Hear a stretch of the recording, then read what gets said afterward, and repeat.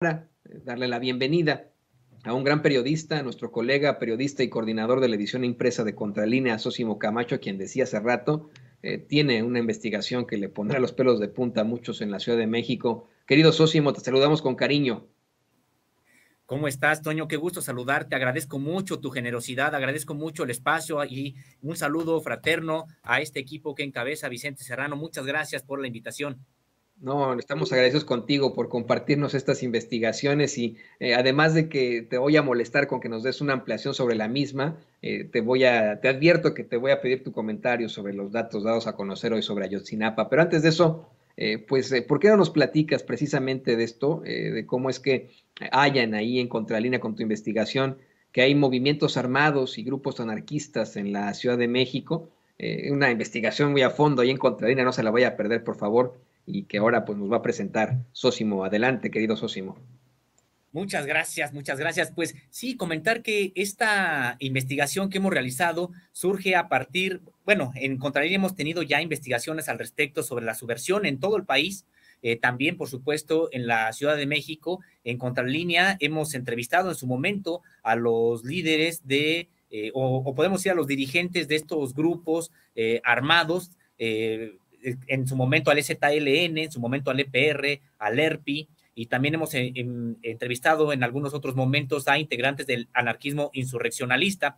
Desde hace tiempo, estas entrevistas ocurrieron en sexenios anteriores con una efervescencia subversiva, podemos decir que importante, y que pues hemos dado seguimiento. Ahora que ha habido este hackeo a la Secretaría de la Defensa Nacional, pues nosotros también hemos tenido acceso a estos archivos que hackeó este grupo de piratas cibernéticos que se ha autonombrado Guacamaya, y que nosotros hemos podido también indagar qué es lo que hay en estos archivos, y particularmente pues nos han interesado los temas que hemos nosotros investigado, de los cuales hemos tenido información y que nos ha permitido darle seguimiento ahora con más información a estos temas que hemos presentado desde hace tiempo en Contralínea.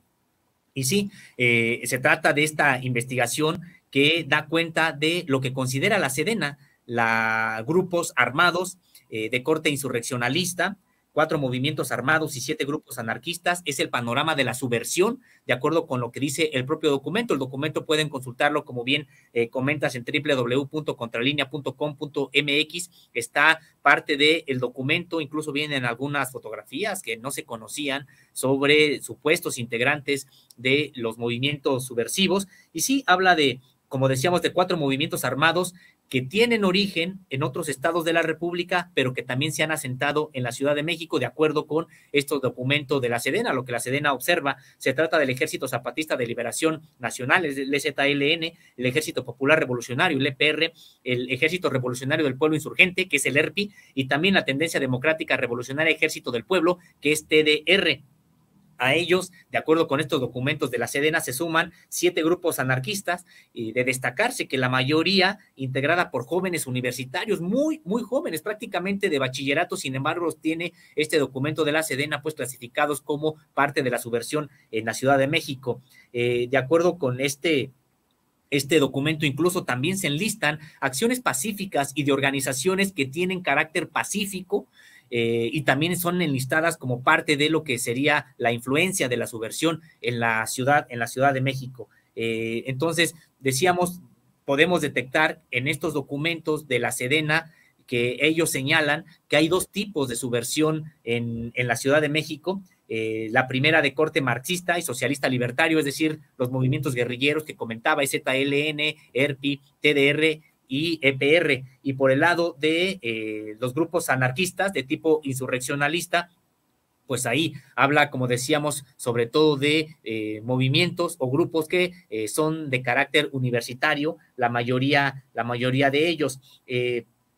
Y de destacar también, Toño, si me lo permites, que incluso la propia Sedena, pues en este documento, a diferencia del otro que ya también habíamos publicado, que obtuvimos de la revisión de estos documentos de Guacamaya, pues aquí sí hay un lenguaje todavía criminalizante de algunas protestas sociales que sigue habiendo en algunos sectores del ejército, de destacarse porque el otro documento que también hablaba de los movimientos subversivos, de la guerra irregular y de la guerrilla que presentamos en Contralínea, había un cambio importante en la manera de tratar a este tipo de expresiones sociales, en el sentido de que les reconocían pues causas, les reconocía el propio ejército que se debían muchas veces a la falta de atención de las autoridades, a errores políticos que se cometían y que por lo tanto la sociedad buscaba determinados cauces para expresarse, y en ese momento incluso llegaba a reconocer que el 68 participó el ejército de manera con información errónea, atribuible a el campo civil, y de hecho también reconocía que mucha del combate a la guerra sucia que hizo el ejército mexicano pues fue o tuvo gran responsabilidad en la parte civil, que los metió en una serie de problemáticas que la parte civil no pudo responder. Sin embargo, pues ahora en este documento, hablando de la subversión, pues sí encontramos cierto lenguaje otra vez criminalizante, aunque por supuesto esto no quiere decir que se vaya a judicializar algún tipo de acción, pero vemos en contra de grupos abiertos que no están vinculados orgánicamente con la subversión, aunque pueden ser simpatizantes. Está el caso, por ejemplo, del Comité Cerezo, esta organización defensora de derechos humanos, que incluso nosotros en Contralínea, pues sí damos cuenta de esta situación, pero no publicamos pues las fotos que hay incluso sobre ellos para no generar un tipo de estigmatización en contra de esta organización, pero sí señalamos que están dentro de estos archivos. Está el caso del Congreso Nacional Indígena, por parte hacia o vinculado hacia el EZLN con algunos otros grupos y colectivos, y también decíamos estas organizaciones de corte anarquista, defensoras de presos, como la Cruz Negra Anarquista, quien hace actividades de manera abierta y pues totalmente pacíficas, sin embargo que también aparecen como dentro de los grupos de corte insurreccionalista. Y decir, Toño, auditorio, que no necesariamente están señalando que hagan actividades armadas en la Ciudad de México, solamente que tienen presencia, hacen actividades de corte pacífico, señalan, por ejemplo, algunas marchas en las que han participado no solamente simpatizantes del EZLN, sino supuestamente integrantes del propio EZLN aquí en la Ciudad de México, o de actividades de corte abierto que han realizado simpatizantes del EPR. Con respecto de los anarquistas, sí mencionan a estas organizaciones, sin embargo, señalan que no ha habido acciones armadas de los grupos anarquistas o colocación de bombas, que es lo que también habían hecho ya en el pasado. No ha habido durante el presente sexenio. Estos ataques importantes que hicieron los grupos anarquistas ocurrieron los últimos en 2018, es decir, durante el sexenio de Enrique Peña Nieto, pero es parte de este panorama de la subversión que considera la Secretaría de la Defensa Nacional hay en la Ciudad de México. Me gustaría insistir en eso, Sósimo, en la peligrosidad en todo caso de que esto, que pueda significar esto, simple y sencillamente, pues una formación, un agrupamiento de personas que a lo mejor tienden hacia ideas más radicales.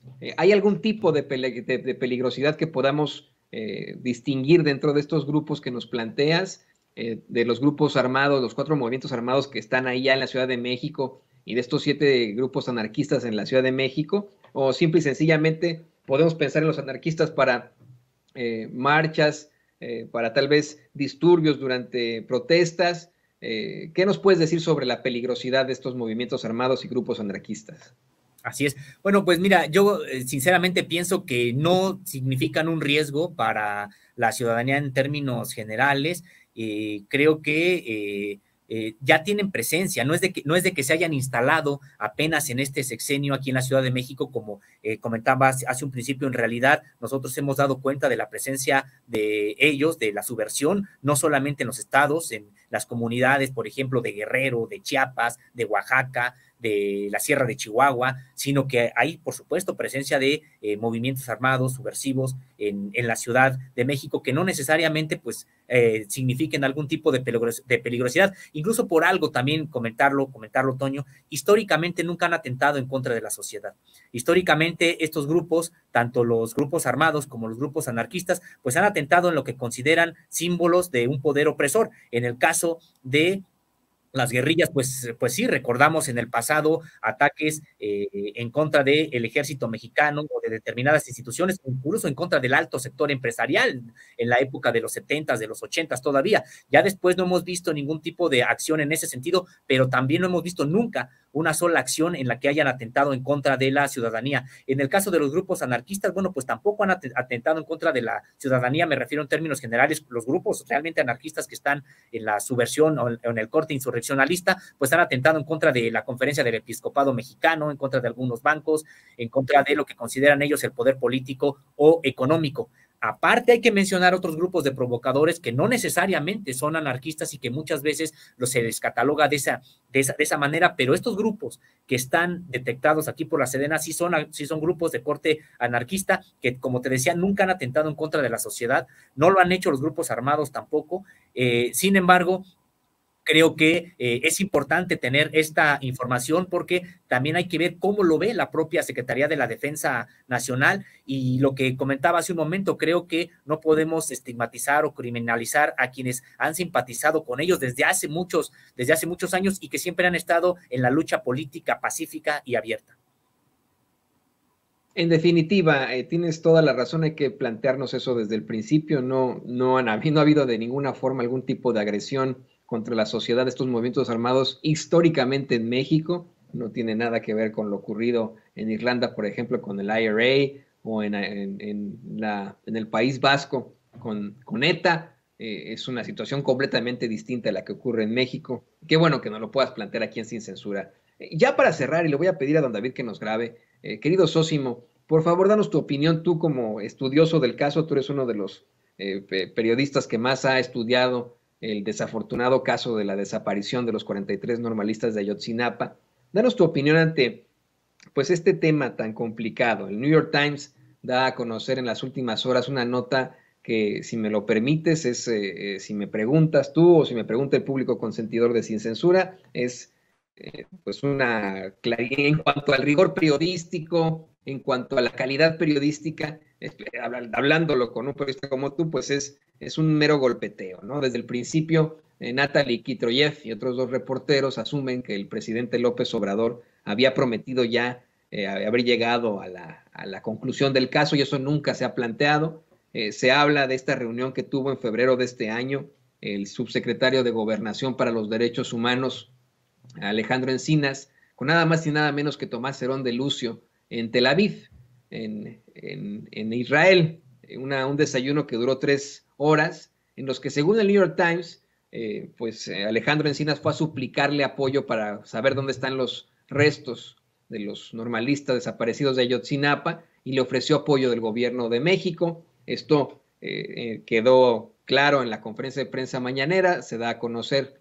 El mismo Encinas asegura que sí hubo esa reunión con Cerón de Lucio, que simple y sencillamente se planteó un criterio de oportunidad. Esto lo han hecho incluso con el mismo Lozoya Austin en otro tipo de casos, y que lo que están buscando es llegar a la verdad, y esto por solicitud de los padres de familia. La realidad es que pues tenemos que ver cómo es que en los medios de corporativos siguen intentando justificar y defender las mentiras de los mentirosos, ¿no? Pues suena reiterativo, pues son las mentiras y los mentirosos que plantearon la hoy desmentida verdad histórica de Murillo Karam, y ahí se une ahora el New York Times, a quien hoy el presidente López Obrador pues calificó de defensor de torturadores. ¿Tú qué opinas sobre esto, Sósimo?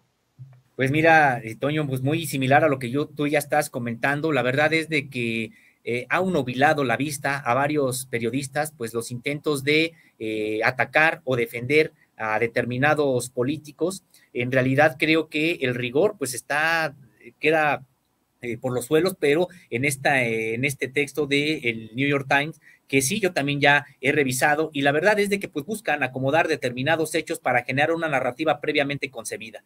Para ellos, lo importante es de que ya se derrumbó el asunto de Ayotzinapa y entonces prácticamente que tendríamos pues la verdad histórica, parece ser que es lo que ellos estarían apuntalando. No, yo en realidad creo que sinceramente sí falta mucho porque llegue la justicia, porque hay muchos involucrados que tendrían que ser llamados a cuentas y todavía no se llaman a cuentas. Sin embargo, no podemos cerrar los ojos. claro que hay un avance en la investigación, claro que está detenido Murillo Karam, claro que hay una solicitud para traer a Tomás Herón de Lucio a México, y claro que la investigación no está cerrada.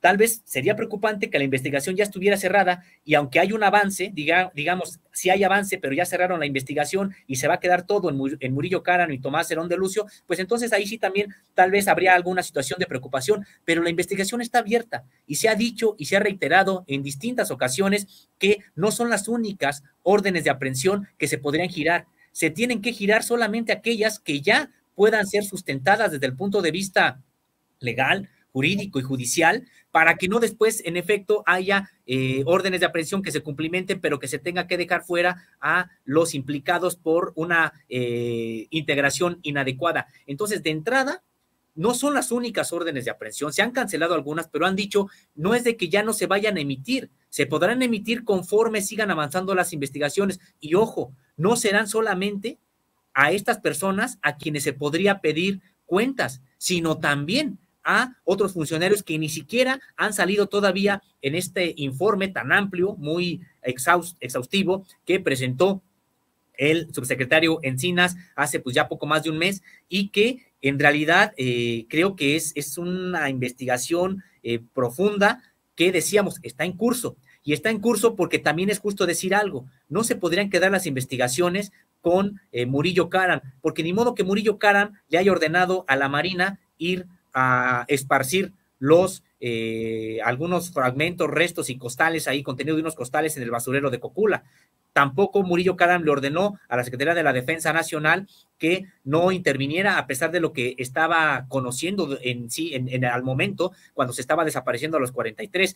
Es decir, este concierto de autoridades para primero perpetrar un crimen de Estado y luego ocultarlo, pues en realidad no debería de solamente llamar a rendir a cuentas a Murillo Karam. Por supuesto que participó el entonces secretario de la Defensa Nacional, Salvador Cienfuegos Cepeda, por supuesto que participó el secretario de Marina, Vidal Soberón Sáenz, por supuesto que participó el entonces titular del CISEN, y que también participó el jefe de todos ellos, que sería Enrique Peña Nieto. Si a mí me preguntaran, pues creo que sí, falta todo eso, falta mucho, pero la investigación está abierta y no se pueden empezar a generar órdenes de aprehensión que después no puedan ser sustentadas, y que, como ha dicho, creo que tiene razón el presidente de la República, el día de hoy, pues lo que han buscado es dinamitar el caso. ¿Quiénes están buscando dinamitar el caso? Pues los responsables y algunos de sus amigos, como están precisamente hoy en el New York Times, tratando de entorpecer, porque no están tratando de informar, están tratando de entorpecer unas investigaciones que se están llevando a cabo en el gobierno de México, y esperemos que, digamos, que sigan adelante. Tampoco nosotros podemos bajar los brazos y decir ya con eso nos conformamos. No, hay que seguir exigiendo a la propia autoridad que profundice las investigaciones y que sí se vaya llamando a cuentas a todos los responsables. Definitivamente, definitivamente es absolutamente necesario que no nos quedemos con esa muy desmentida verdad histórica, que busquemos la verdad con justicia, como lo hacen ustedes ahí en Contralínea. Yo le ruego a usted que nos ve, que nos escucha, y sí, como dicen en el New York Times, que fue a suplicar Encinas, yo le suplico y le ruego a usted que tire a la basura al New York Times y a muchos de estos medios corporativos que no le están llevando la verdad con justicia. Le suplico, por favor, que busque medios independientes como Contralínea, como Sin Censura, y te agradezco, querido Sósimo, que nos hayas apoyado hoy con esta información sobre los grupos armados, sobre los movimientos armados y los grupos anarquistas en la Ciudad de México, que nos des tu opinión sobre el caso Ayotzinapa. Por favor, compártenos tus redes sociales y cómo es que la gente puede leerte ahí en Contralínea. Pues muchas gracias, agradezco mucho tu generosidad y, como te decía, pues un abrazo también para ti, para todo el equipo. Es un placer estar con ustedes, y sí, los temas que investigo, que publico, pues los pueden encontrar en www.contralinea.com.mx. Me encuentran a mí en redes sociales como @sosimo_contra, ahí en Twitter, y bueno, pues estoy siempre también dispuesto a entablar comunicación ahí en las redes sociales. Muchísimas gracias al querido Sósimo Camacho, usted lo conoce, periodista y coordinador de la edición impresa de Contralínea. Y le pido a don David que nos grabe, antes de ir con nuestra queridísimos dos colegas, con los que también me gusta mucho platicar, con los que me gusta mucho también coincidir. Me refiero, por supuesto, a Alina Duarte, quien se encuentra en estos momentos en Sao Paulo, Brasil, a quien le digo benvinda, querida Lina, y por supuesto también a Jaime Hernández, el editor de La Jornada Sin Fronteras y gran corresponsal de guerra. Primero, la lucha con belleza. Querida Lina, benvinda, sin censura. Hola, ¿qué tal, querido Toño? Pues aquí ya estamos en el minuto a minuto, ya a unos días de las elecciones en Brasil. Yo muy feliz de estar por estas latitudes y pues también muy afortunada de que sea también el público de Sin Censura quien en parte pues haya hecho posible también este nuevo reto. Entonces pues ya estamos acá y estaremos en transmisión en todas las emisiones. Si todo sale bien, para dar las últimas novedades de la contienda electoral en estas latitudes. Y así como le digo a la querida Lina benvinda en portugués, pues como el querido Jaime Hernández está en la Ciudad de México, le digo, ¿qué onda, carnal? ¿Cómo te va?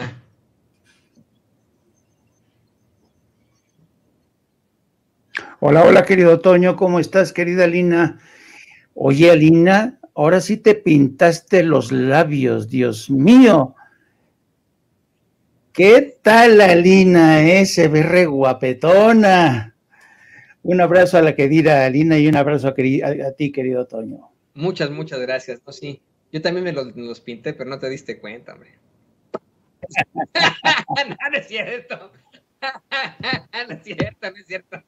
No, pero oiga, es que ya casi llega el viernes de pitorreo, hay que subirle un poco el tono. Está la cosa medio difícil con las últimas revelaciones de las que estaremos platicando en unos momentos más. Pero ¿qué les parece, queridos compañeros, que aprovechando que Alina está ahí en Sao Paulo, pues hacemos una proyección precisamente para el domingo? Ya el domingo es una elección que yo platicaba ayer, por ejemplo, con mi esposa y con muchos de ustedes en las redes sociales.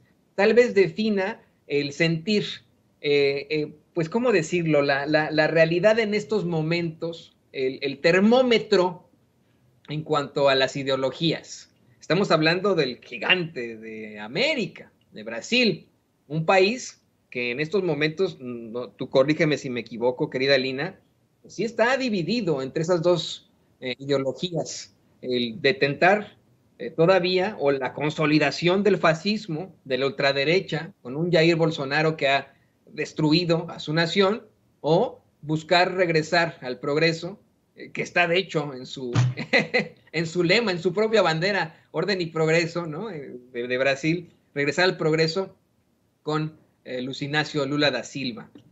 Esa es la realidad. A eso se enfrenta en estos momentos no solo Brasil, el mundo entero está volteando a ver esa elección ahí, en el gran gigante de América, en Brasil. Esta será probablemente una elección que defina muchos sentires, que defina muchos termómetros. No sé qué opinas tú, querida Lina. Pues mira, querido Toño, en realidad esto es más preocupante aún, ¿no? De lo que parece. No solamente se trata, como en todos los procesos en América Latina, yo les he dicho, votar es la parte más fácil dentro de un proceso nacional. Sin embargo, los caminos suelen ser aún más largos.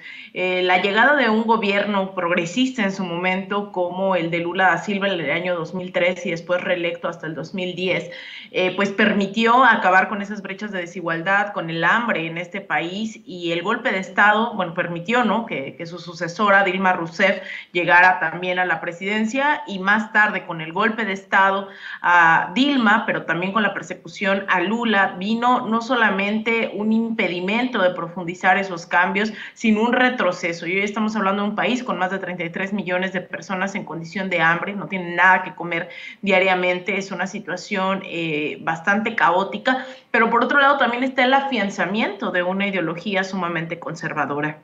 Este país, a diferencia de otros en América Latina, por ejemplo, no tuvo un proceso de independencia revolucionario, ni mucho menos. Lo más cercano han sido gobiernos medianamente progresistas de centro izquierda en su momento, pero que no han avanzado, ¿no?, hacia un tránsito revolucionario. Aquí la independencia fue un poco decirles, bueno, les dejamos el territorio, ¿no? No se vivió como en nuestros países, que costó mucha sangre, mucha lucha, muchos años. Aquí fue un proceso un poco más más de sucesión territorial.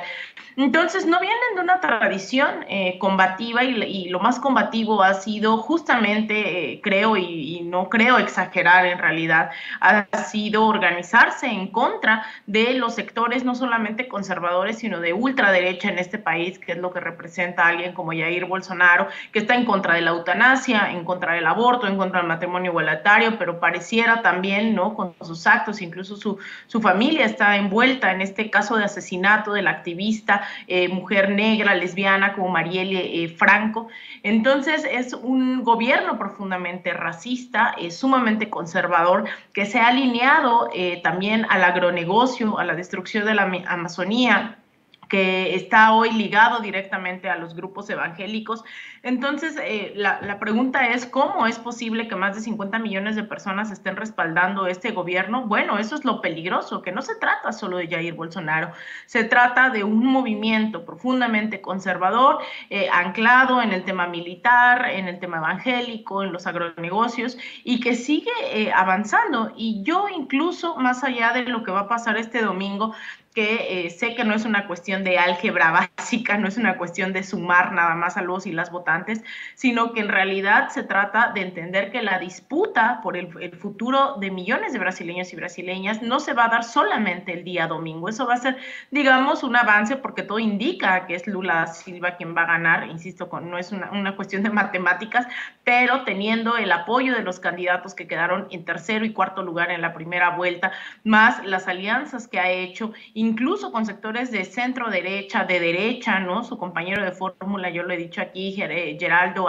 Alckmin, es alguien que pues ha sido su enemigo, incluso compitió en contra de Lula da Silva en su momento para la presidencia, etcétera, etcétera, y hoy es su compañero de fórmula. Entonces viene con una serie de alianzas que pues en primera no sé cuánto permitirían girar a la izquierda. La otra es que se tiene que restaurar un Estado de Derecho básico en este país, que también no requiere de mucho progresismo, ¿no?, sino de que opere el funcionamiento del Estado, simplemente algo que se abandonó, ¿no?, el Congreso, etcétera, etcétera. Y también, hablando del Congreso, se viene, independientemente de quién gane, pues tiene un futuro bastante complicado, toda vez que el Senado y el Congreso viraron hacia el conservadurismo. Entonces, imagínense que llega a ganar, que es lo más seguro, insisto, Lula da Silva. Eso, pues, ante un escenario de un Senado conservador, un Congreso sumamente conservador, pues no le permitiría avanzar, al menos en reformas estructurales que requieran de la aprobación del legislativo. La disputa no solamente, y con eso concluyo, la disputa no solamente se va a dar este domingo, sino que se tiene que avanzar en temas de convencimiento de que un poco esta frase, ¿no?, que decíamos en México, de por el bien de todos, primero los pobres. Bueno, creo que eso es lo mínimo que se puede apuntar en el horizonte, teniendo en cuenta que ha crecido este sector conservador, que tú lo ves en las calles. El bolsonarismo implica las mismas frases de la derecha en todo el continente, de no al comunismo, no a ser como Venezuela, no a la comunidad LGBT, ¿no? O sea, incluso en términos tremendamente fascistas. Así que lo preocupante, así como logro alcanzar a visualizar el panorama, es que no solamente es una disputa electoral, es una disputa de proyectos a mediano y largo plazo.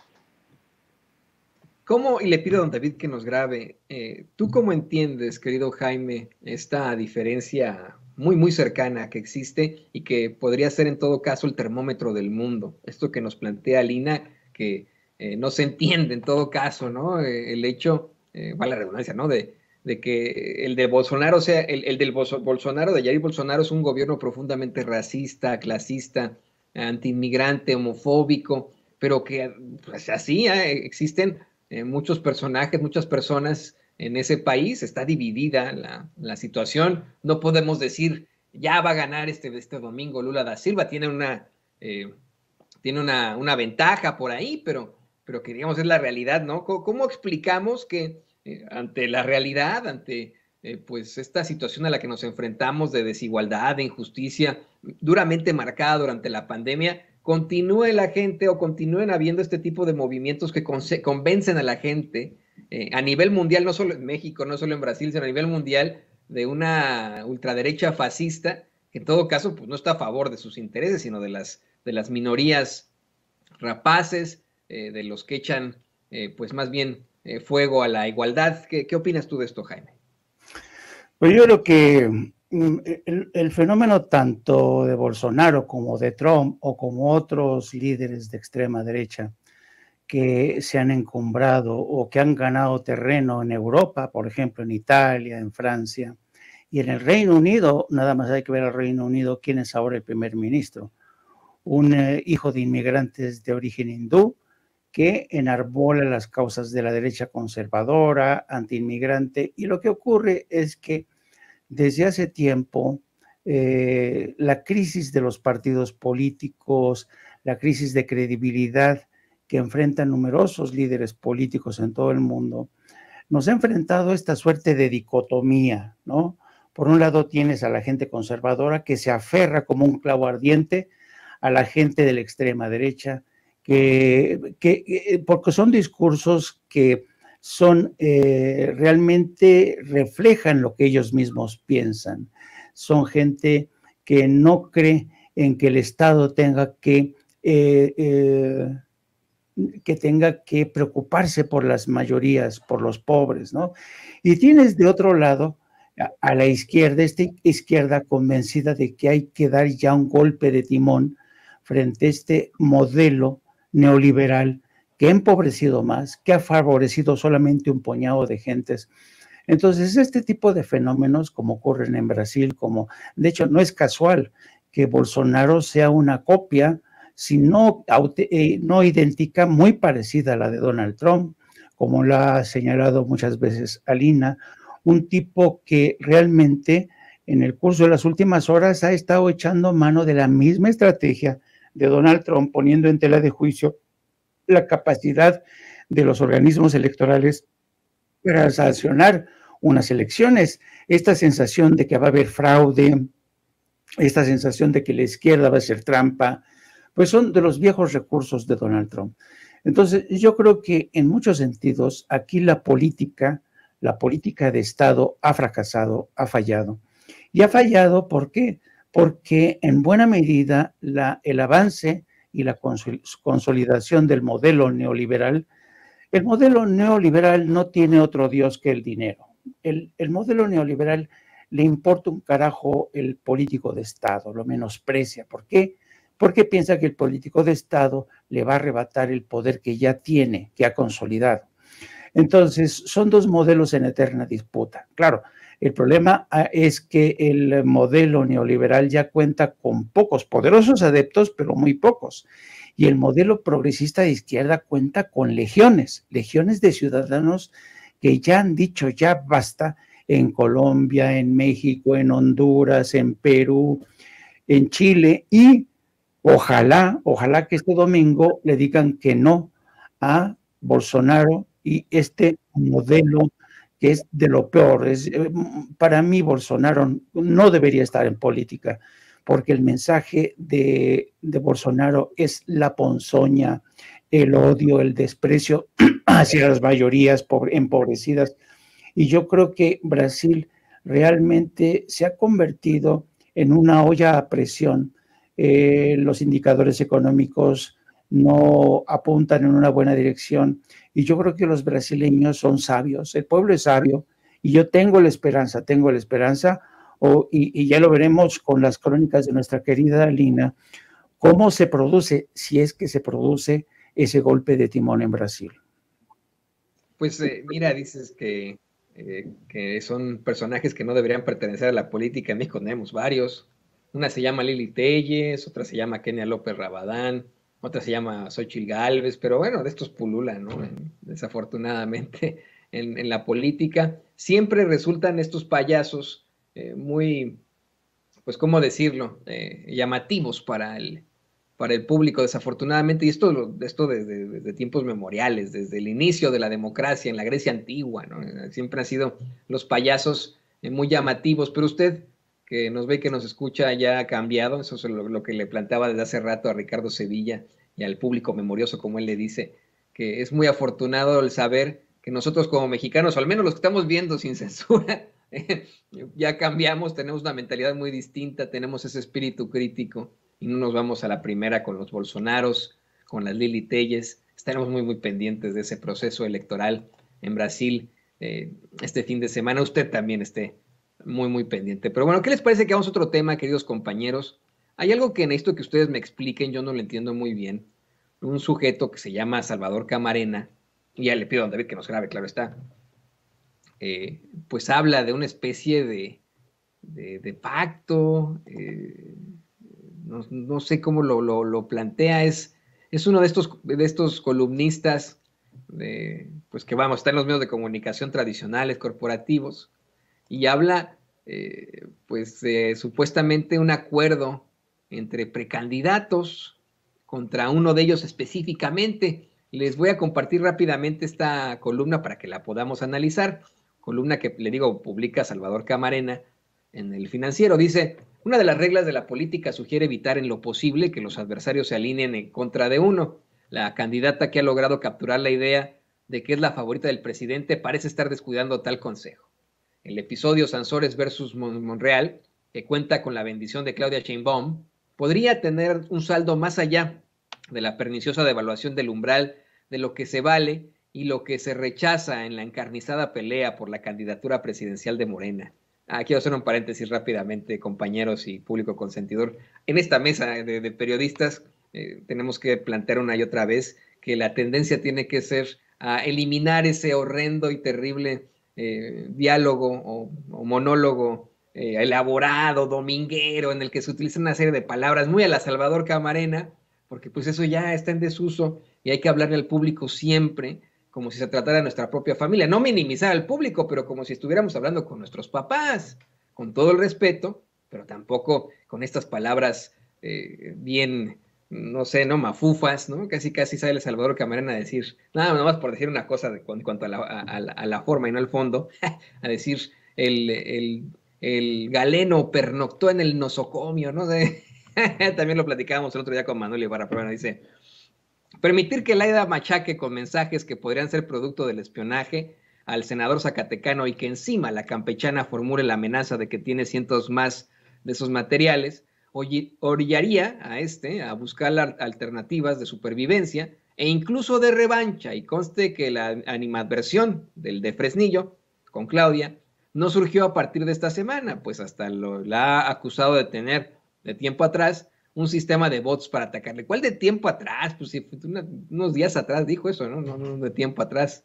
Si hay eso es mi paréntesis, ¿no? Si hay alguna animadversión, existe pues desde que los dos buscaban la jefatura de la Ciudad de México y que fue Claudia Sheinbaum la que quedó como la pues candidata de Morena, ¿no? Bueno, si lo anterior se suma que el canciller Marcelo Ebrard parece estársele acabando el año sin que sus aspiraciones alcancen el ímpetu requerido para lograr momentum, entonces a estos dos personajes se les prefigura un escándalo en un escenario de alianza, pero no solo entre ellos, cosa que ya se había más o menos mencionado, sino con quien podría disputarle a la jefa de gobierno la simpatía que más cuenta en esta batalla, la de Palacio Nacional. Sí, sumarse de alguna manera a la precandidatura de Adán Augusto López Hernández. Bueno, y aquí ya saca sus fuentes, ¿no?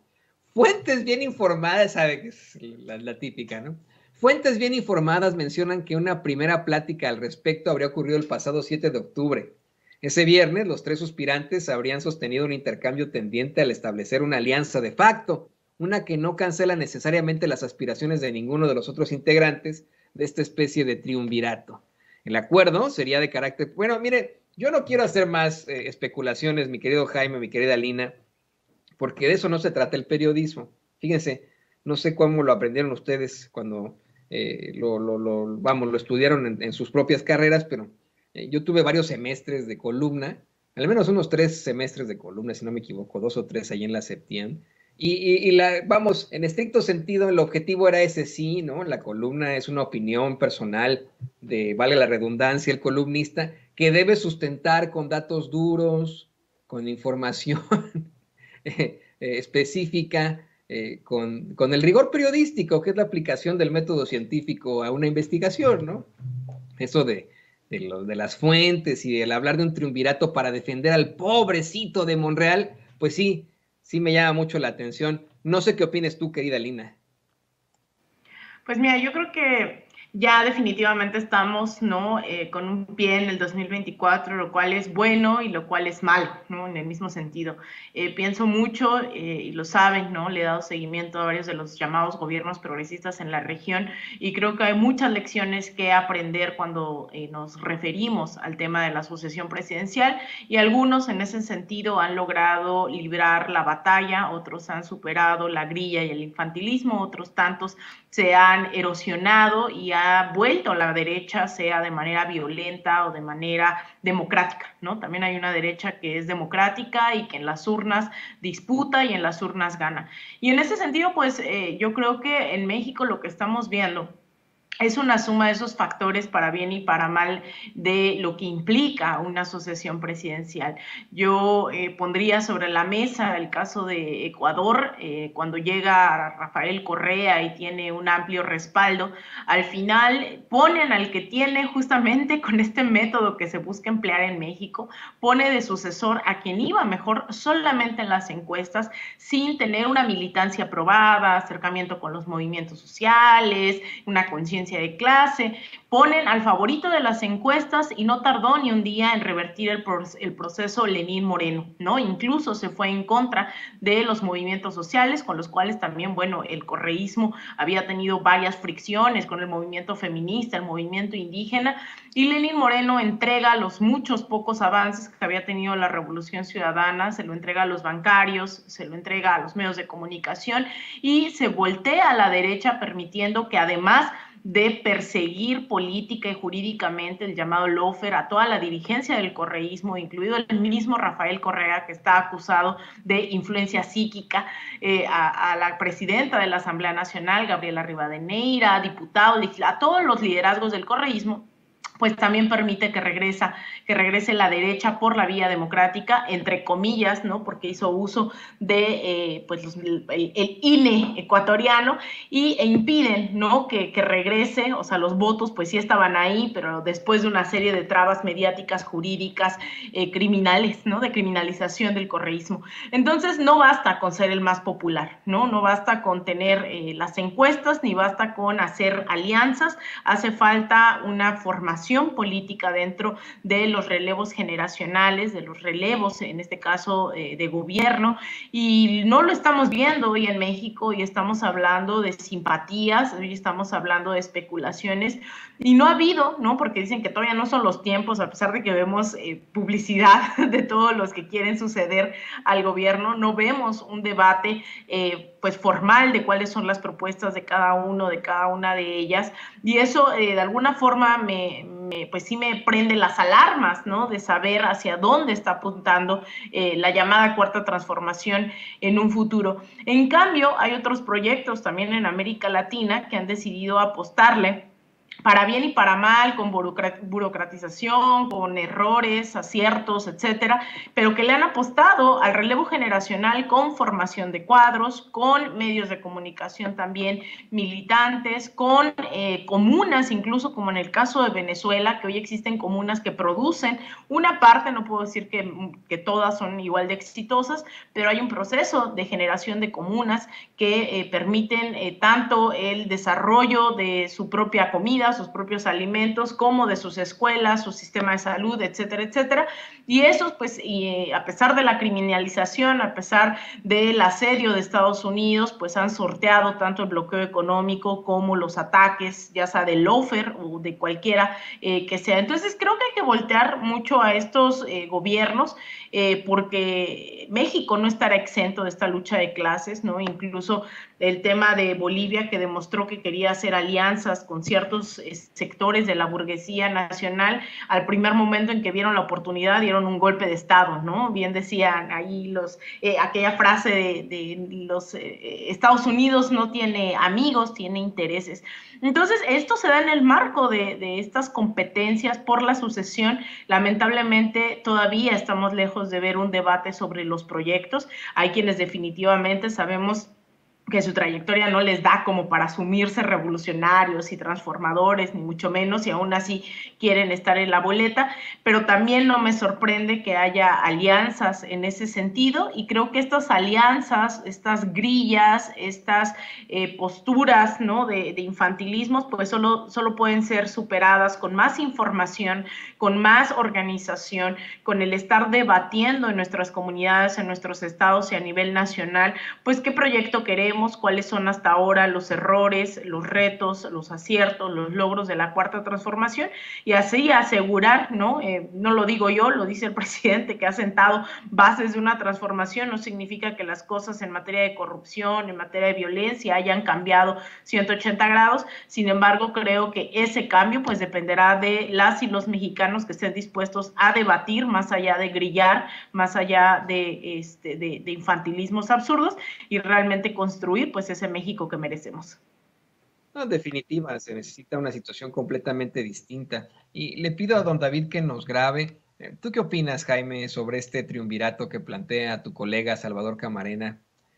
Un triunvirato en el que supuestamente Marcelo Ebrard, Claudia Sheinbaum y Adán Augusto López se unen sin afectar sus propios intereses electorales en contra del pobrecito de Ricardo Monreal. Bueno, en primer lugar, qué interesante cómo es que si alguien defiende en los medios de comunicación corporativos es a Ricardo, si alguien defienden de la Cuarta Transformación es a Ricardo Monreal. Y en segundo lugar, bueno, pues está muy interesante el planteamiento, una vez más aplicando la de las fuentes, ¿no? Sí, yo creo que esta columna de Salvador evidentemente despide un tufo monrealista. Es evidente una columna que Salvador Camarena ha utilizado para, digamos, hacerle el caldo gordo a Monreal, a Ricardo Monreal, y es altamente especulativa, como tú bien dices, y yo lo encuentro un poco jalada de los pelos, pero fíjate que más interesante que la columna de Salvador Camarena, que ya sabemos por dónde respira, se me ha hecho muy, muy, muy interesante lo que acaba de plantear Alina Duarte, que es una mujer que sabemos que tiene como misión la formación política. Y yo creo que una de las palabras, una de las frases que ha empleado, la forma en que ha articulado las ideas Alina es fascinante, porque ciertamente vayamos más allá de la columna de Salvador Camarena, como ha hecho Alina Duarte. Y yo creo que estamos en un terreno no explorado nunca. Si hacemos caso de la palabra del presidente, en esta ocasión no va a haber dedazo, ¿no? Y por eso mismo sería deseable que los ciudadanos escucharan más de los candidatos que están en contienda y que no nos dejemos llevar por los afectos o las simpatías que tenga el presidente por uno o por otra candidata. Yo creo que el tema, como estamos en un nuevo terreno, es indudable, querido Toño, querida Alina, que mucho del respaldo que tiene tras de sí Claudia Sheinbaum tiene que ver mucho con las simpatías del presidente. Es decir, no nos engañemos. Entonces, no existe dedazo, pero al mismo tiempo sí existen guiños, ¿no?, de simpatía hacia determinada candidata. Eso no podemos ocultarlo, ¿no? Ahora, también es cierto que Claudia es una mujer muy competente, muy eficaz, muy leal, muy honesta, es una mujer confiable, ¿no? Yo a Ricardo Monreal básicamente no le creo y no confío nada en él. Pero por eso mismo es importante la parte que señala Alina. Es importante que en México se discutan ideas y que no se decida a partir de simpatías. Y por eso yo creo que es muy importante esta labor de formación política en México, para que la gente sepa realmente qué es lo que está en juego. Porque una de las famosas frases que se repite casi siempre después de un proceso electoral es: las elecciones tienen consecuencias. Y esto es cierto. Una vez que votas por alguien, ya no hay forma de echar marcha atrás. Nos ha pasado con Enrique Peña Nieto, nos pasó con Vicente Fox, ¿te acuerdan? Que nos prometió una transición y luego que se convirtió en la gran traición. Entonces, yo sí creo, estoy de acuerdo con Alina, que es necesario entrar al terreno del debate, al terreno de las ideas, porque yo quiero saber qué es lo que me ofrece Claudia, yo quiero saber qué es lo que me ofrece Marcelo Ebrard, quiero también saber qué podría ofrecer Gerardo Noroña, ¿no? O qué puede ofrecer Adán Augusto López Hernández. Porque si nos dejamos llevar por las reacciones, las pulsiones, las simpatías, pues podemos incurrir en grandes equívocos. Así es que yo creo que en México, que ya no se cree a los viejos mentirosos del PRI del PAN, tiene que realmente entrar en una nueva fase, y esa fase nueva tiene que ser el debate de ideas. Así es que yo creo que es bien cierto que el presidente López Obrador ha dado un golpe de timón en la dirección correcta, pero tampoco a mí me gustaría, ¿sabes?, que fuera esto el próximo proceso de selección presidencial. No me gustaría que fuera una simple simulación, un paripé, no. Me gustaría que fuera realmente un proceso abierto, donde se escuchen las ideas, pero también que cuente el currículum, la trayectoria, ¿no? Y ya por eso, fíjate, ya tan solo por trayectoria, yo no confiaría en absoluto con Ricardo Monreal. Yo no confío en Ricardo Monreal solo por la trayectoria. Ya tratará de venderme el paraíso, pero conozco su trayectoria. Entonces yo creo que es necesario que los ciudadanos se conviertan realmente en ciudadanos que asuman sus responsabilidades, ¿no? No solamente estén pensando en los beneficios, que asuman su responsabilidad de deliberar, de informarse, que no dejen que otros hagan su trabajo por ellos, ¿no? Así es que sí, yo coincido ampliamente, hay que ir más allá de este mar de especulaciones, de este mar de guiños que vamos a enfrentar en el curso de los próximos meses, querido Toño. Y pues otros tampoco tienen también un panorama muy esperanzador de las cosas que hicieron, tienen sus asegúnes, ¿no? Mucha gente cuestiona la gestión precisamente de un Marcelo Ebrard ahí al frente de la jefatura de gobierno de la Ciudad de México. Haciendo el comparativo, es que fue muy difícil, ¿no?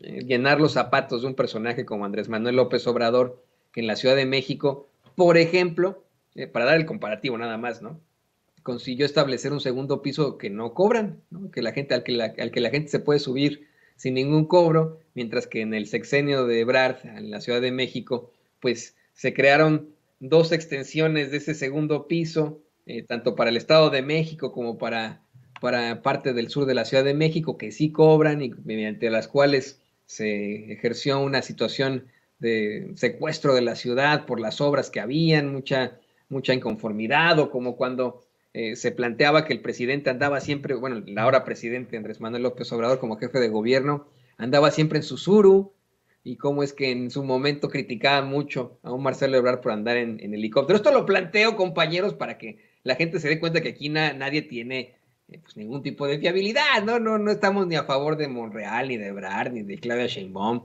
ni de Adán Augusto López, pero pues al hablar precisamente de esta parte bíblica, para que vean, de esa parte bíblica del Evangelio según San Mateo, de por sus obras los conoceréis, ¿no? Así que, pues bueno, muy interesante. A mí, por ejemplo, me viene a la mente el incidente de Heydar Aliyev, pero eso lo platicaremos en otro momento, queridos compañeros. ¿Qué les parece que vamos a otro tema de esta muy interesante mesa de trabajo en la que estamos en estos momentos?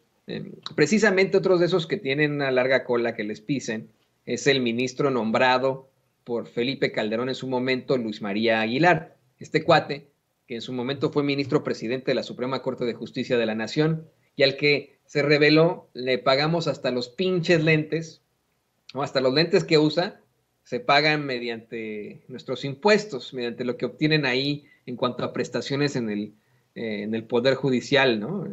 Terrible, pero y él como ministro de la Suprema Corte de Justicia obviamente recibe un salario multimillonario, ¿no?, que se convierte en multimillonario obviamente al pasar de los meses, una serie de prestaciones, y hoy en la conferencia de prensa mañanera, de hecho le voy a pedir a mi equipo que vayamos poniendo este clip para que lo podamos platicar, un reportero le cuestiona a López Obrador su opinión de que este ministro, el calderonista Luis María Aguilar, pues pida la prisión preventiva, que la prisión preventiva no sea automática, sino que se revise caso por caso. ¿Por qué? Es interesante porque la forma en la que lo plantea el reportero Carlos Montesinos de Reporte Índigo es como para decir, no, pues es que pinche ministro es chingón, ¿no? Vaya que está luchando por los mexicanos, está buscando que no sea automática la prisión preventiva, primero los derechos, y el presidente dice, no, un momentito, señor Montesinos de Reporte Índigo, este calderonista lo que quiere es que salgan de la cárcel los factureros, así lo dijo el presidente López Obrador en la conferencia de prensa mañanera. Secretaria y los subsecretarios, si nos pudiera dar una postura sobre este nuevo proyecto del ministro Luis María Aguilar respecto a la prisión preventiva oficiosa y que no sea automática, sino que se revise caso por caso. Pues yo no estoy de acuerdo con eso. Desde luego somos respetuosos de lo que decida la Suprema Corte, pero miren lo que están proponiendo, que los factureros puedan salir de la cárcel. Quieren impunidad para los factureros. ¿Sí? No, pero no le hace. No le hace. O sea, ¿cómo? O sea,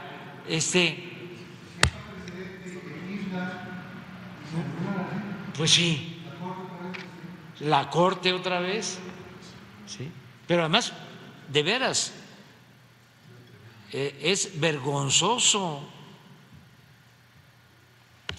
¿Cómo proteger a delincuentes nada más porque son potentados o de cuello blanco? ¿Qué no tienen otras cosas que hacer?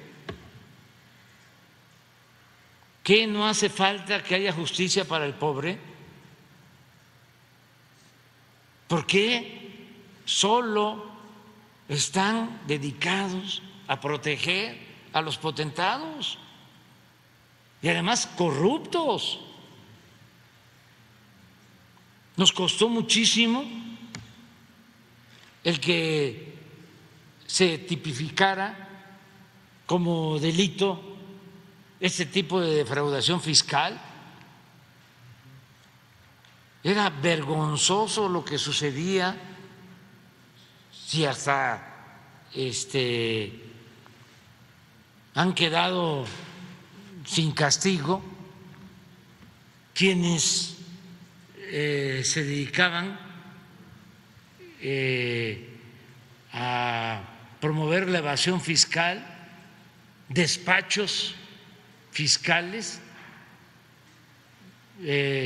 con facturas falsas, haciendo transacciones millonarias, ofreciendo, tú tienes que pagar tanto a la hacienda pública, tienes que pagar 100 millones, pero si me das 1 millón, yo me encargo con facturas falsas de que no pagues. Y eso es lo que quieren ahora, que aceptemos.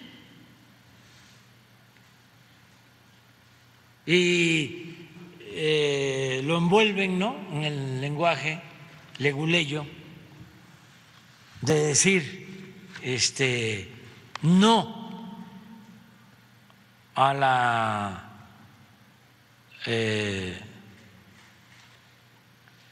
detención o prisión preventiva. ¿Saben qué es eso? De que se le deja todo al juez y el juez decide al final. No hay ningún proceso de investigación.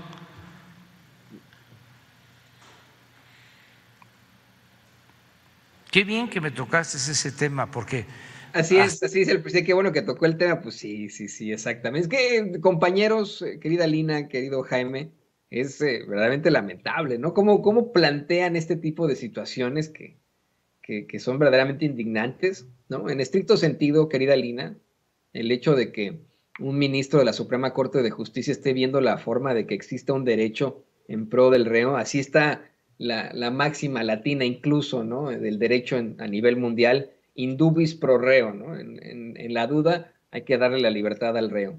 El hecho de que se plantee que hay un ministro de la Suprema Corte luchando por los derechos civiles fundamentales de los detenidos, pues llama mucho la atención, ¿no? Y por supuesto que podría cambiar el discurso de lo que se está planteando, ¿no? Y se puede plantear en algún momento que se trata de un acto autoritario, el hecho de que estén enfrentando a ese ministro, pero pues, ellos mismos quedan exhibidos. El presidente dice, no, esto lo hace porque quiere que salgan esos factureros que ya detuvimos por hacer estos chanchullos, quiere que salgan los potentados, no es en pro del pueblo, es para los potentados que son delincuentes de cuello blanco. ¿Tú qué opinas de esto, querida Lina?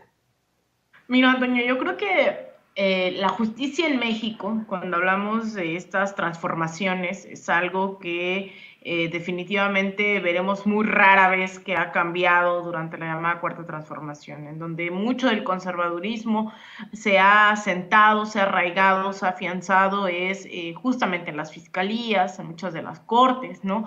Ahí es en donde vemos que no necesariamente estamos teniendo reparación de justicia, y ahí es donde creo que incluso hay que fortalecer la crítica. No tendríamos que estar hablando de estos temas de prisión preventiva, cautelosa, etcétera, de no ser porque los sistemas de justicia en el país todavía lejos están de darla, ¿no? De ofrecer garantías para no vulnerar los derechos humanos, para dar reparación de los daños, establecimiento de garantías, no repetición de los hechos, etcétera, etcétera, ¿no? Yo creo que ahí es en donde incluso la oposición también muchas veces se ha anclado en esos debates, porque es verdad que todavía hay mucha gente presa injustamente. También no se habla de la gente que ya salió libre con el seguimiento, ¿no? De quienes pues no tenían condenas, de quienes ahí sí se ha avanzado, incluso me atrevería a decir, y no hemos puesto mucho acento, ¿no? Se ha invisibilizado que más de 40,000 personas se les ha sacado, se les ha liberado justamente por no tener pruebas suficientes, porque pues eran de pueblos originarios, se vulneró el debido proceso, etcétera. Yo creo que ahí es en donde también tendríamos que estar presionando. E incluso yo sé que es muy polémico, pero también esto nos llevaría a debatir el tema de la fiscalía. No, hay mucha gente que dice es que el presidente defiende al fiscal y por qué vamos a estar en contra de lo que dice el presidente. Al contrario, ¿no? Yo creo que no es un tema de lo que dice o no el presidente, sino lo que puede o no decir, y de lo que nos corresponde a todas y todos también seguir presionando. Y las fiscalías es uno de esos temas, la Fiscalía General, el tema de las fiscalías estatales, ¿no? Porque es bien fácil que hoy esa misma oposición electoral que pugnó por una mal llamada guerra contra el narcotráfico, que se negó no sé, a legislar en temas de aborto, igualdad, etcétera, hoy vengan a hablar de derechos humanos. Eso, el cinismo es punto y aparte, y a veces quieren confundir también, ¿no? Y eso a veces nubla el debate sobre lo que tendríamos que estar exigiendo desde las izquierdas, y hay demandas que son, que se las apropia la derecha y no por eso pierden validez, ¿no? Tenemos que seguir levantando la bandera de la justicia. Y por el tema del calderonismo, evidentemente es tristísimo, ¿no? Ver cómo todavía tiene sus hilos tendidos en sistemas judiciales, en policías, ¿no? O sea, eso, así como hablábamos de Bolsonaro hace unos minutos, de cómo es que no solo se trata de Bolsonaro, bueno, el calderonismo es lo mismo, ¿no? No se trata solo de Felipe Calderón, sino que su discurso, acciones, estrategias de mano dura, de ir contra los delincuentes a pesar del derramamiento de sangre, etcétera, etcétera, izquierda merma dentro de una parte de la sociedad. Ahí es en donde tenemos que estar haciendo conciencia de seguir pugnando por sistemas judiciales que estén a la altura del momento histórico, por jueces que estén comprometidos con el respeto a los derechos humanos, con jueces que realmente estén pensando en el bienestar de las y los históricamente excluidos y no por una cuestión de acercamiento y sobre todo, ¿no?, a la ultraderecha que tanto daño ha hecho a nuestro país. Fíjate, querido Jaime, lo que plantea Lina es devastador. Me parece que tiene toda la razón. Si bien es cierto, la izquierda puede detentar en estos momentos el poder ejecutivo con el presidente López Obrador, el poder legislativo con una mayoría en ambas cámaras, no absoluta, pero pues una mayoría en ambas cámaras. En efecto, podemos ver que en un poder judicial se quedaron los panistas, se quedaron los priistas. Hoy mismo se planteó eso en la conferencia de prensa mañanera al hablar del caso Ayotzinapa. Lo dijo Encinas, lo dijo el presidente, cómo es que hay muchos del viejo régimen que no permiten que se continúe con las investigaciones sobre Ayotzinapa, que están encubriendo a los verdaderos responsables, una situación verdaderamente lamentable. Y este es otro caso, ¿no? El caso de personajes como Luis María Aguilar, un verdadero calderonista. Esa es la realidad, es un calderonista, ¿no? Es un hombre que fue nombrado por Calderón, al que se le ha relacionado una y otra vez al expresidente, que ha estado opuesto a todas, absolutamente todas las situaciones que tengan que ver con López Obrador, cuando hay algún tipo de definición en la Suprema Corte de Justicia sobre alguna situación implementada por el Poder Ejecutivo, siempre este es el ministro que se opone, este es el ministro que pone peros, este es el ministro que hace que hace proyectos en contra de cualquier tipo de iniciativa. Él, Luis María Aguilar, ese panista, o sea, él no puede decir que es panista, pero pues obviamente, ¿no? Ese panista, como acá en Estados Unidos sí podemos hablar de los jueces que son del Partido Republicano, del Partido Demócrata, bueno, pues ese panista está determinando de esta forma, nos juega el dedo en la boca diciéndonos que pues la prisión preventiva tiene que buscarse que no sea automática y quede exhibido como otro panista que simple y sencillamente quiere que los potentados salgan de la cárcel, los factureros no enfrenten las consecuencias. ¿Tú qué opinas de esto, querido Jaime? Híjole, fíjate que si tuviéramos que estar en una clase de periodismo, yo le pondría al título de esta clase la forma en que los intereses creados influyen en la prensa y en la justicia. En el caso de Luis María Aguilar, es evidente que hay intereses poderosos detrás de esta propuesta de Luis María Aguilar. No hay que olvidar que esta propuesta surge de las peticiones de la Comisión Nacional de Derechos Humanos, que a veces considera como injusta la aplicación automática de la prisión oficiosa para gente que después se pudre en la cárcel sin que se les haga un juicio. Ahí tenemos el caso de Israel Vallarta, por ejemplo. Pero también es muy cierto que uno de los peticionarios para este cambio son los propios senadores. Y ya sabemos los senadores cómo se las juegan. Ahí tenemos el caso, por ejemplo, de Ricardo Monreal, un hombre muy poderoso que tiene contacto continuo con la Suprema Corte porque él es responsable de, pues, sobre todo de legislar, de ver de qué manera se puede meter mano negra en el tema del aparato judicial. Así es que no me extraña esta nueva propuesta de Luis María Aguilar, que responde, que básicamente se puede decir que es una justicia a la carta donde el más poderoso siempre va a tener mayores recursos para defenderse, para mover palancas, porque tiene los recursos suficientes. Estas son legislaciones, nuevos cambios por incluso modificar la Ley de Seguridad Nacional, que tendría beneficiarios claros con nombre propio. Ahí está el señor Collado, el abogado, el gran abogado del salinismo, el gran abogado que podría salir en libertad, ¿no?, si esto se modifica. Es decir, solo beneficiaría a los más ricos y a los poderosos. En el caso de Ayotzinapa, a mí se me hace realmente escandaloso la forma en que The New York Times deja entrever esa vena projudía porque yo no sé si ustedes revisaron o han revisado bien ese artículo, ese reportaje. Si se dan cuenta, el artículo, te voy a leer solamente el párrafo. Tú ya hiciste el favor, querido Toño, de leer, pero solamente les voy a leer un párrafo. Fíjate bien lo que dice este párrafo. Adelante. Es clave para entender cómo se están manejando las cosas. Dice, el párrafo empieza con el nombre de la abogada de Tomás Herón. Dice, Leora Turlewski, abogada de Cerón, dijo que el encuentro muestra, comillas, que las acusaciones contra mi cliente constituyen un libelo de sangre o alegato antisemita y una cacería de brujas realizada debido a intereses políticos internos.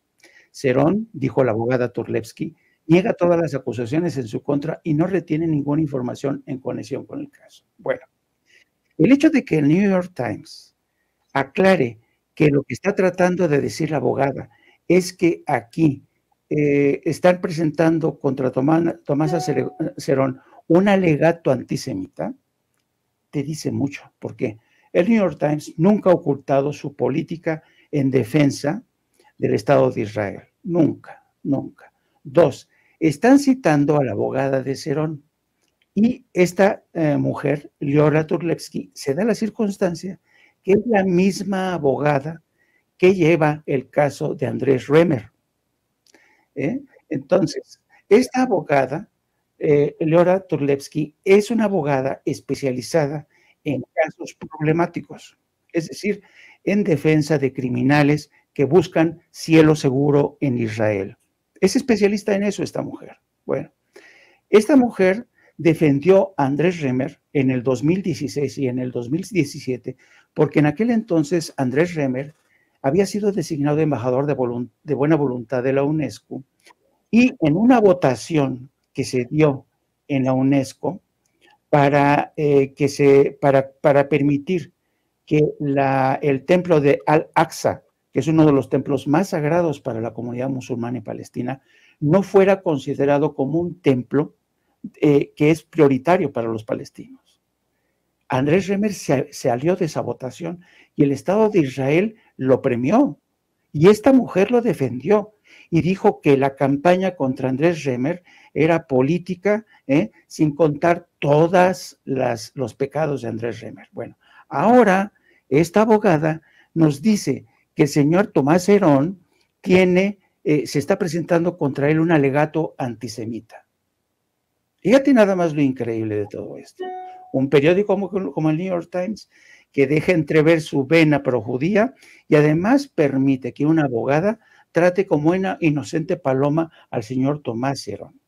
Existe una última instancia en el Estado de Israel, el Ministerio de Interior, que siempre revisa estos casos porque la especialidad de esta abogada es no solamente defender a sus clientes como Tomás Herón y Andrés Remer, sino que garantizarles la ciudadanía, que tengan todos los derechos. Entonces, Tomás Herón se siente muy protegido por esta abogada que tiene gran influencia en el Estado de Israel, en el gobierno. Y hay acusaciones contra ella en el sentido de que se ha convertido precisamente en especialista en defender a criminales, a delincuentes que aspiran a tener la ciudadanía para mantener la protección del Estado de Israel.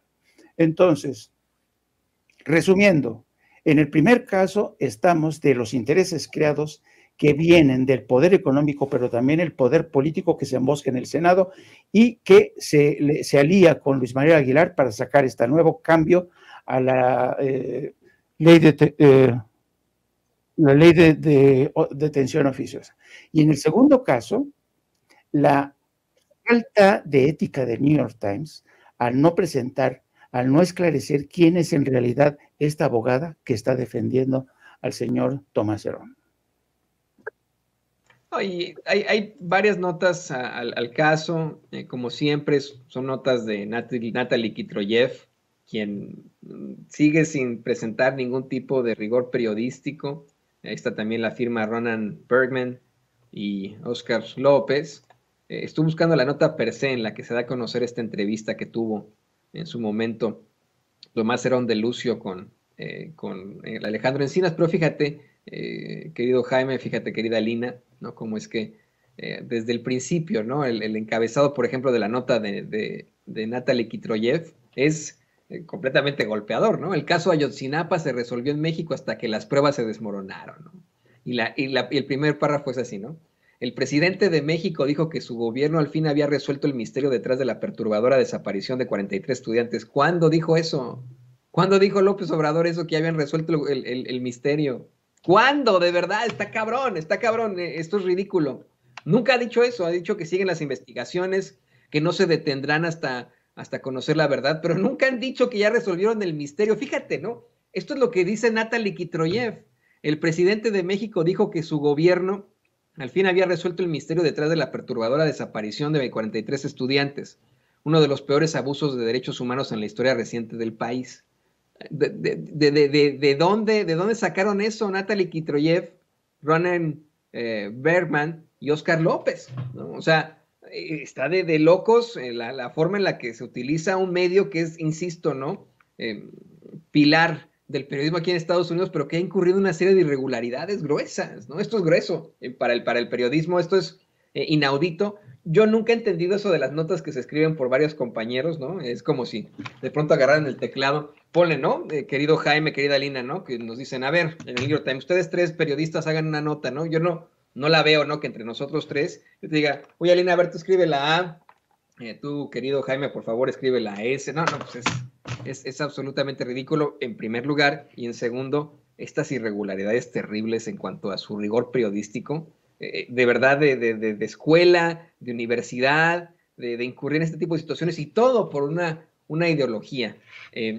Le voy a pedir, hecho, a don David que nos grabe para escuchar nada más ya con esto la conclusión de Alina sobre precisamente esto que se plantea en la mañanera, lo que ya platicaba también el querido Jaime sobre lo que pues se ha venido diciendo acerca del caso Ayotzinapa y el actuar del New York Times en cuanto a las investigaciones, cómo quedaron exhibidos hoy como, pues vamos, los que están apapachando en todo caso, o los que están defendiendo a los torturadores en lugar de a los jóvenes desaparecidos o a sus familias. Tu opinión, querida Lina. Mira, el caso Ayotzinapa es una de esas máximas expresiones del rol que han jugado los medios de comunicación en criminalizar absolutamente todo lo que tenga que ver con justicia, ¿no? Desde los mismos estudiantes que se les ha venido criminalizando por pertenecer a las comunidades más pobres, por alzar la voz, ¿no? Y también porque, pues de ahí sabemos, han salido grandes guerrilleros de Ayotzinapa como Genaro Vázquez, ¿no? Que pues al final también aportaron desde la lucha campesina, desde la lucha de los y las pues históricamente marginadas. Desde ahí ha venido un proceso de criminalización, de estigmatización por parte en su momento del Estado mexicano, y después al momento de protestar, al momento de ser reprimidos, al momento de pues incluso de su detención y desaparición, los estudiantes vieron en grandes medios corporativos una revictimización, vieron una persecución, incluso una legitimación de la llamada verdad histórica. Entonces, los medios de comunicación han jugado, estos grandes medios corporativos, un papel denigrante, un papel cómplice. Y no me sorprende, ¿no?, que de repente el New York Times se haga el progresista en el caso de Estados Unidos, ¿no?, que ni progresista, ¿no? Se trata de defender los intereses de ciertos miembros del mismo establishment que lucen más progres, pero el New York Times fue uno de estos medios que también justificó, por ejemplo, la guerra en Irak, ¿no?, que difundió estas imágenes para beneficiar al complejo industrial militar, y hacía muchos ejemplos del rol que ha jugado el New York Times. Entonces, en el caso de Ayotzinapa, pues no me sorprende, pero nuevamente también no hay que confundir lo que siguen siendo demandas, ¿no? Dentro de la sociedad, lo que tiene que pensar el mexicano, la mexicana, es en justicia, y eso pasa por exigir a las autoridades también que se siga esclareciendo el caso, ¿no? Ahora pareciera que apoyar la causa de Ayotzinapa es también incompatible con pugnar por un bienestar de la sociedad mexicana a través de quienes se sienten representados y representadas por la llamada Cuarta Transformación. A mí me llamó mucho la atención que el último 26 de septiembre yo esperaría que también muchísima gente siguiera saliendo a las calles, acompañando a los padres de familia, e incluso cuando sabemos que esta es una demanda justa en su plenitud, que vean el exigir al gobierno ejecutivo, estatal, etcétera, pues justicia, ¿no? Esto no es un golpeteo y eso hay que aprender también como parte de la madurez política.